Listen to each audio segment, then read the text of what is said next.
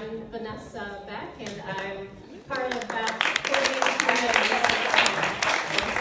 And I've been so engaged and moved by the other speakers that I can say that I'm not even nervous. But I'm lying! I'd be lying. But I'm just going to remember that I'm here to help share information.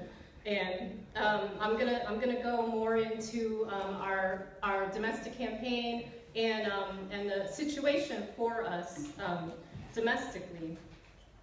Some of the things that we experience: lack of wealth, income, health, and autonomy that extend way back to when we were used as slaves to produce the wealth that this capitalist white supremacist empire was built on. And it only continues. Those of us who are not literally shot dead by the state or locked up or homeless are still struggling and dying. Our potential as human beings cut short from the brutal psychopathology of white supremacy, That's right. capitalism, and its structures and institutions. The stress of simply existing while Black accounts for why, even when you adjust for so-called lifestyle choices, our people suffer disproportionate rates of chronic disease. Chronic stress causes high cortisol levels. High cortisol that's consistent causes inflammation, and inflammation is at the root of most chronic illness. Factors like diet account for less than 1/4 of the social determinants of health, while racism and socioeconomic status, basically where you fall in the hierarchy of white supremacy and capitalism, accounts for the rest. So no, it is not that Southern cooking to blame, after all. So the quality of life in militarized, colonized Black working class and poor neighborhoods in the United States are actually closer to quality of life in the majority Black and brown nations that the United States bombs and occupies, closer to this than it is to quality of life in many other parts of the United States. I'm going to look at Baltimore, where I live. I know we have some other Baltimoreans here and watching online. So in Baltimore, the wealthy white Roland Park area has a human development index that's a measure of health, income, and education that is on par with the highest scoring nations in the world. They have a life expectancy of 84. However, Black areas in Baltimore like Upton, Druid Heights, have a lower quality of life than countries like Iran using this measure, a nation that's struggling economically, mainly due to US and NATO wars and interference. Now, life expectancy in Iran is 76. Life expectancy in Libya is 77. Life expectancy in Druid Hills, Baltimore, United States, is 68. Wow. 68, that's on a par with the Gambia, Kenya, Namibia, Rwanda, and Ghana. So here are some more conditions for us colonized in the United States.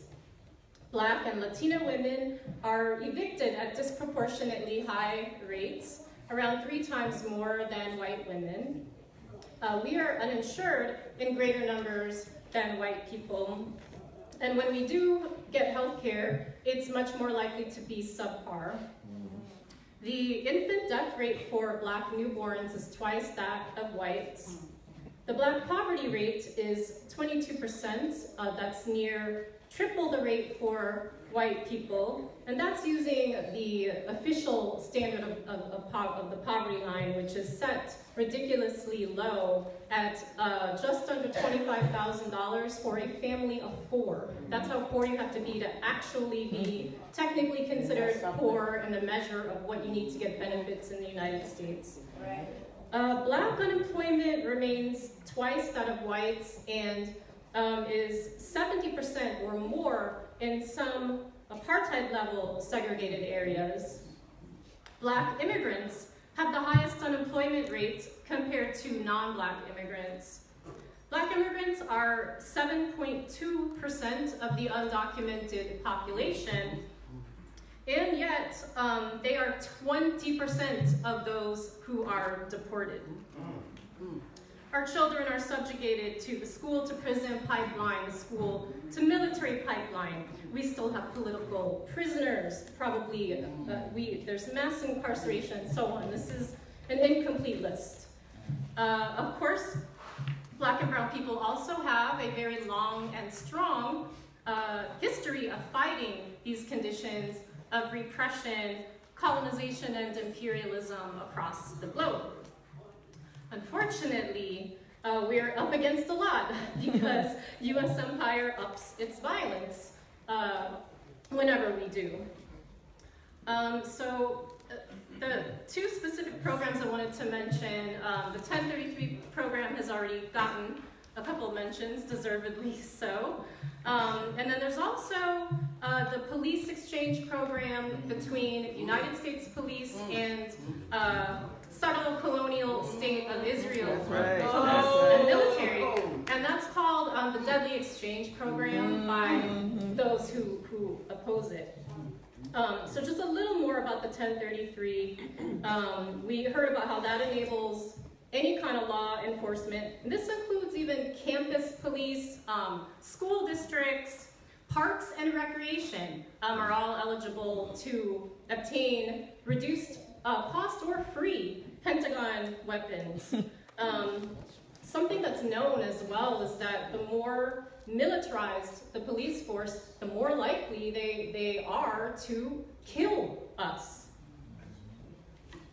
About more than twice as likely is what it's looking like. $6 billion in Pentagon equipment has been transferred to law enforcement since 1990. And $6 billion, that could instead provide health care for 2.5 million of the 4 million kids uninsured still in the United States. So the other major program, militarization domestically, this Deadly Exchange Program, these police exchanges between the U.S. and Israeli police, this program started in 2002 as part of the United States response to 9/11, when they wanted to kick up their so-called counterterrorism program. So starting then, hundreds of cops and government agents have gone to Israel and they've learned these terrorizing techniques to keep a colonized people under control, and they're genocidal techniques. Thousands more police and other law enforcement have been trained in the United States by Israeli police and military. And very important to mention, I think, is that the Deadly Exchange is a reciprocal program. It is an exchange. The Israeli state realizes that the United States has a lot of experience and wisdom to offer in the area of terrorizing and occupying a segment of the population that has every right to be here. And Israeli diplomats consider Black radical organization in the United States to be a subversive influence on their own state. In an Al Jazeera documentary, there's a diplomat who says, quote, "The major problem with Israel is with the young generation of the Black community. Black Lives Matter." So it's clear that poor and working class Black and brown people, no matter where in the world we are we're all considered the same problem by U.S. empire and by its allies. And they are very unified on this. So we must organize an even greater unified response to this. And this is the point of our campaign: no compromise, no retreat.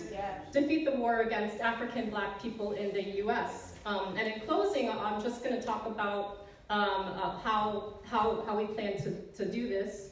We're connected with organizations already across the country who've been doing this work. We're reaching out to others because we don't want to reinvent the wheel, but to amplify and aid in the coordination of the work that we're doing. And we believe that this is part of building Black Left unity. And we plan over the next few months to build a national coordinating committee for this domestic campaign work. And so if you would like, if you're an individual or an organization and you want to be involved in this effort, you can go to the page, and it's on the wall here, blackallianceforpeace.com/no compromise, no retreats. And we'll get everybody connected together. And I have no fancy ending. Thank you.